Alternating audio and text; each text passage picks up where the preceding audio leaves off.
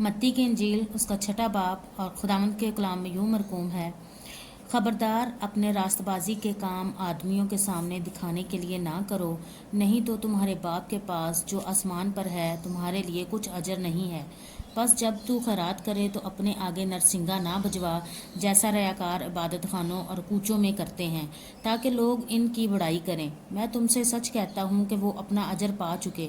बल्कि जब तू खैरात करे तो जो तेरा दाना हाथ करता है उसे तेरा बायां हाथ ना जाने, ताकि तेरी खैरात पोशीदा रहे। इस सूरत में तेरा बाप जो पोशीदगी में देखता है तुझे बदला देगा। और जब तुम दुआ करो तो रयाकारों की मानत ना बनो, क्योंकि वो इबादत खानों में और बाज़ारों के मोड़ों पर खड़े होकर दुआ करना पसंद करते हैं ताकि लोग उनको देखें। मैं तुमसे सच कहता हूँ कि वो अपना अजर पा चुके। बल्कि जब तू दुआ करे तो अपनी कोठरी में जा और दरवाज़ा बंद करके अपने बाप से जो पोशीदगी में है दुआ कर। इस सूरत में तेरा बाप जो पोशीदगी में देखता है तुझे बदला देगा। और दुआ करते वक्त गैर कौमों के लोगों की तरह बक बक ना करो, क्योंकि वो समझते हैं कि हमारे बहुत बोलने के सबब से हमारी सुनी जाएगी।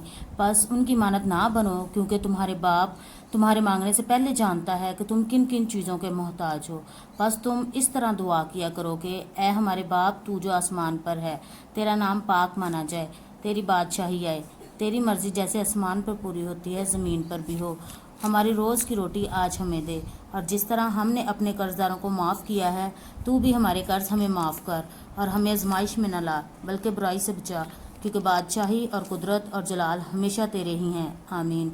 इसलिए कि अगर तुम आदमियों के कसूर माफ़ करोगे तो तुम्हारा आसमानी बाप भी तुमको माफ़ करेगा, और अगर तुम आदमियों के कसूर माफ़ ना करोगे तो तुम्हारा बाप भी तुम्हारे कसूर माफ़ ना करेगा।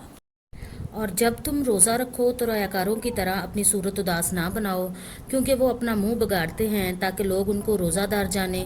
मैं तुमसे सच कहता हूँ कि वो अपना अजर पा चुके।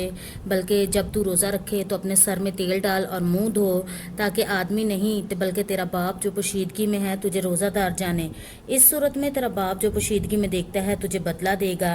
अपने वास्ते ज़मीन पर माल जमा ना करो, जहाँ कीड़ा और जंग खराब करता है और जहाँ चोर नकब लगाते और चुराते हैं, बल्कि अपने लिए आसमान पर माल जमा करो, जहाँ ना कीड़ा खराब करता है और ना जंग, और ना वहाँ चोर नकब लगाते और चुराते हैं, क्योंकि जहाँ तेरा माल है वहीं तेरा दिल भी लगा रहेगा।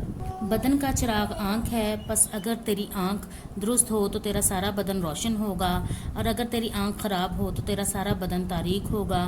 बस अगर वो रोशनी जो तुझ में है तारीकी हो तो तारीकी कैसी बड़ी होगी। कोई आदमी दो मालिकों की खिदमत नहीं कर सकता, क्योंकि या तो वो एक से अदावत रखेगा और दूसरे से मोहब्बत, या एक से मिला रहेगा और दूसरे को नाचीज़ जानेगा। तुम खुदा और दौलत दोनों की खिदमत नहीं कर सकते।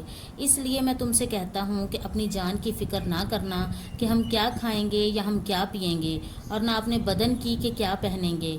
क्या जान खुराक से और बदन पोशाक से बढ़कर नहीं।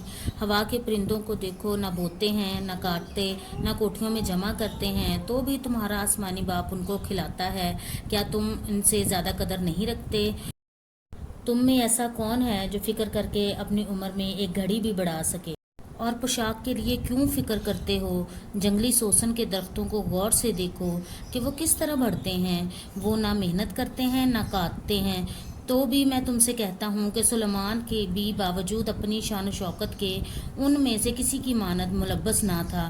बस जब खुदा मैदान की घास को जो आज है और कल तदूर में झोंकी जाएगी ऐसी पोशाक पहनाता है, तो ए कम एतकादो तुमको क्यों ना पहनाएगा।